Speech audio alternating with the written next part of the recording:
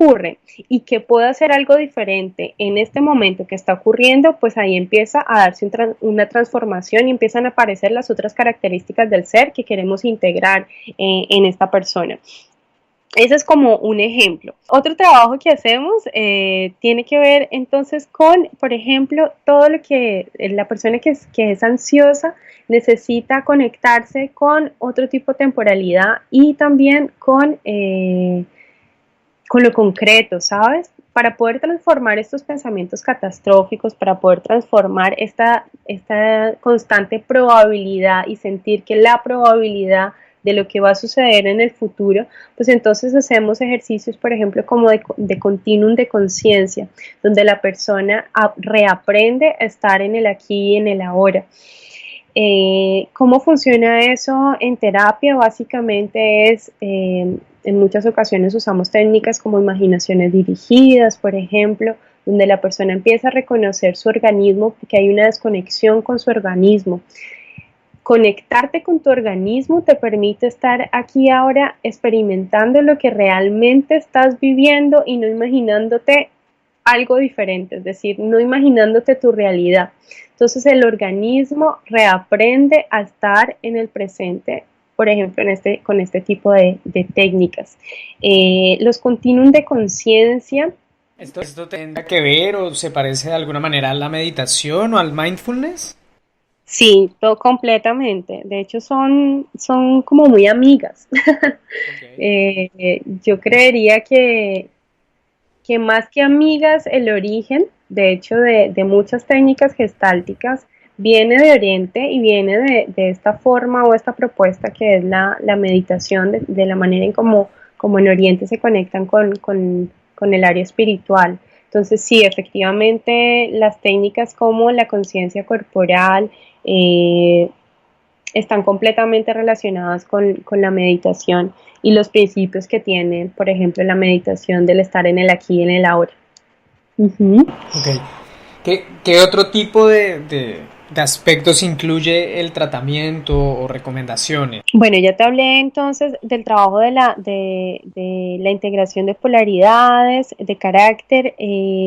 Aquí en este trabajo, bueno, hay otro tipo de actividades que uno realiza porque muchas veces la ansiedad está afectando, por ejemplo, relaciones de pareja, está afectado la autoestima en muchas ocasiones, la aceptación de sí mismo. Entonces, durante el proceso uno termina trabajando muchísimos otros aspectos que uno creería que uno se enfoca solo en la ansiedad, pero uno empieza a trabajar todo lo que se desencadena a partir de esta manera de reaccionar y de sobrevivir y lo que realmente está detrás, ¿sí?, de esta sintomatología.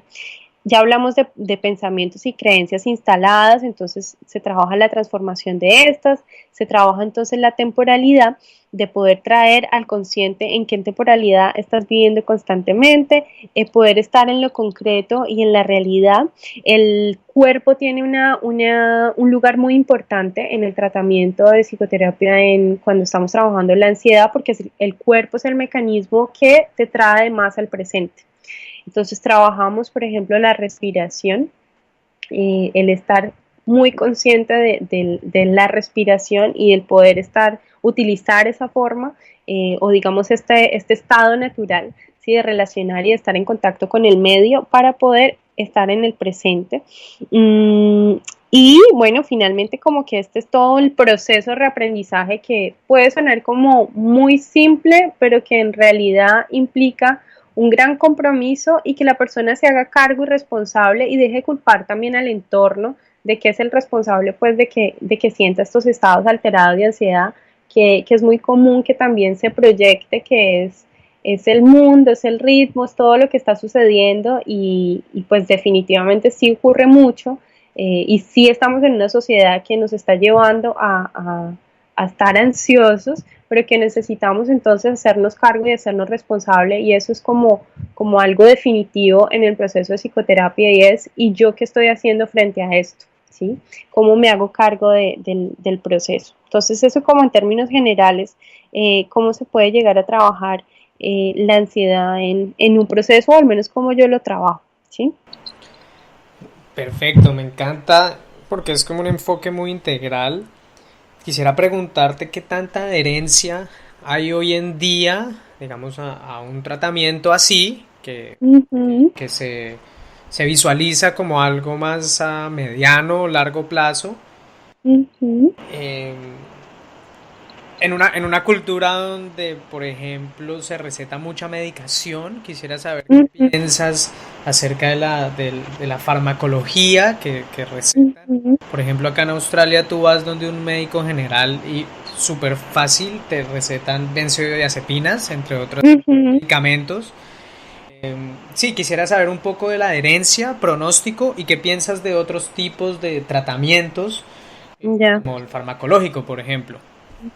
Pues mira, la adherencia al tratamiento, yo creo que todavía, no sé qué sucede en Australia, pero todavía en contextos como el latinoamericano, o al menos en- aquí en Sudamérica, más en el norte de Sudamérica que en el sur, porque he podido tener la experiencia también de estar como en el sur y ver qué sucede.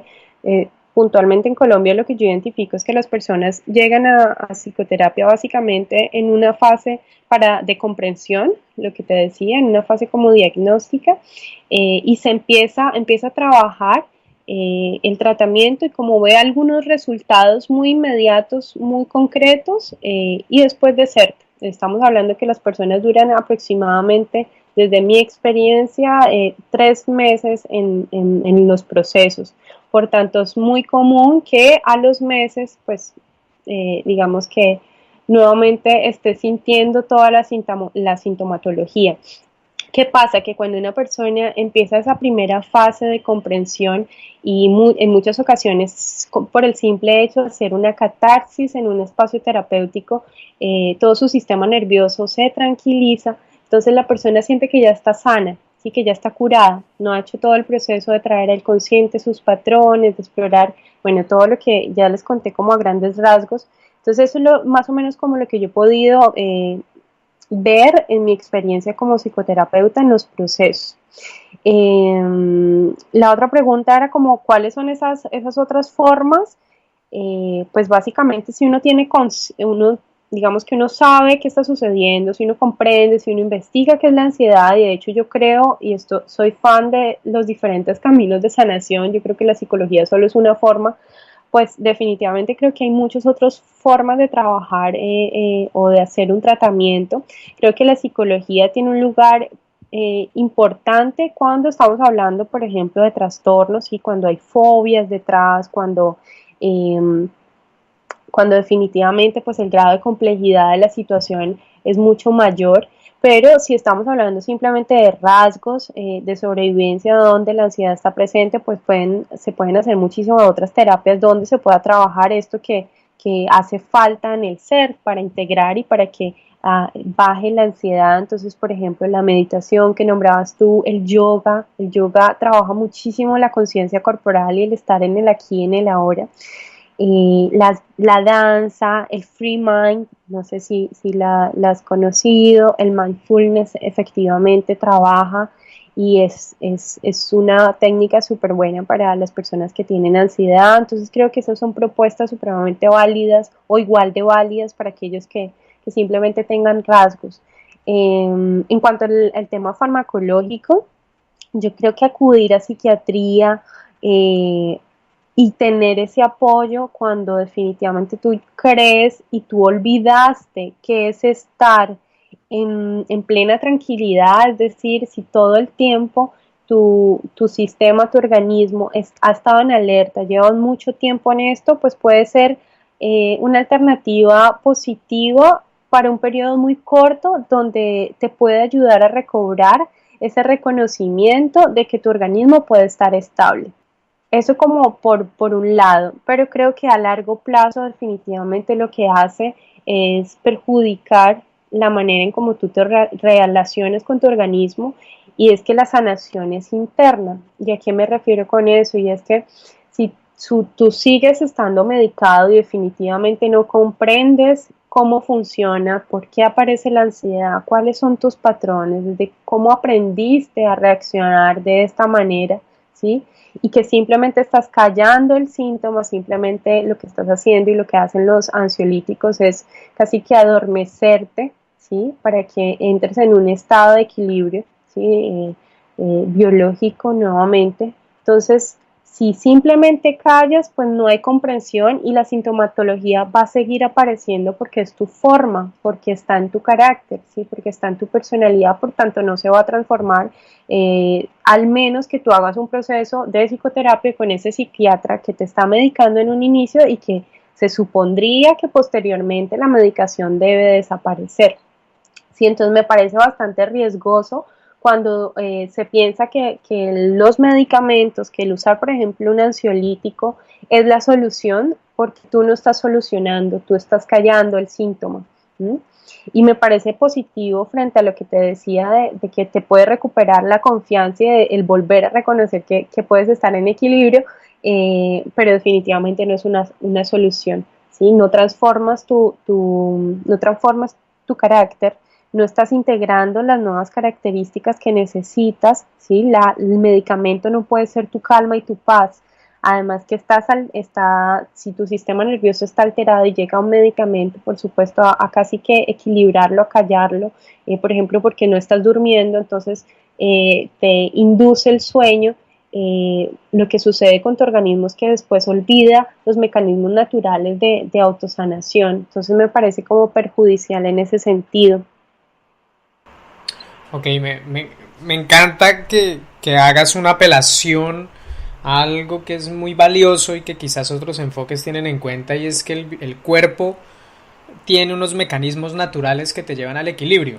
De pronto el trabajo es más como ayudar un poco el cuerpo a recordar, pero es como si las personas hagan o no hagan un proceso, igual tienen como algo natural que los lleva a buscar ese equilibrio, incluyendo la misma ansiedad, creería yo. De pronto si se manifiesta la ansiedad en algún punto es porque tu cuerpo está de alguna manera, o tu organismo de alguna manera te está anunciando que estás viviendo algún tipo de desequilibrio. Por Sería algo. supuesto. Es que las enfermedades son amigas, por eso me enamoré de la Gestalt, y es que el ver la enfermedad no como algo negativo, sino como definitivamente un estado que te lleva a conocerte y a transformar aquello que necesitas transformar para estar más íntegro, para estar más equilibrado, es decir, es ver la enfermedad como el camino, el mismo camino de la sanación. La enfermedad no es algo negativo. ¿Cuál sería entonces, digamos, el pronóstico de alguien que vive un proceso integral? Digamos, es algo que puede una persona llegar a superar completamente, a vivir en un estado de calma deseable. ¿Cómo sería, digamos, ese pronóstico para alguien que sigue un proceso psicoterapéutico y lo cumple y logra, digamos, esas metas esperadas del proceso? Ajá. Pues mira, me hiciste dar risa porque muchas personas llegan a decir, y es que yo no quiero sentir ansiedad nunca. Y claro, es esa necesidad de anular lo que hace un medicamento. Por eso estas propuestas de medicarnos son tan atractivas, por lo que uno quiere, que quiere hacer uno quiere anular lo que está, esa sensación.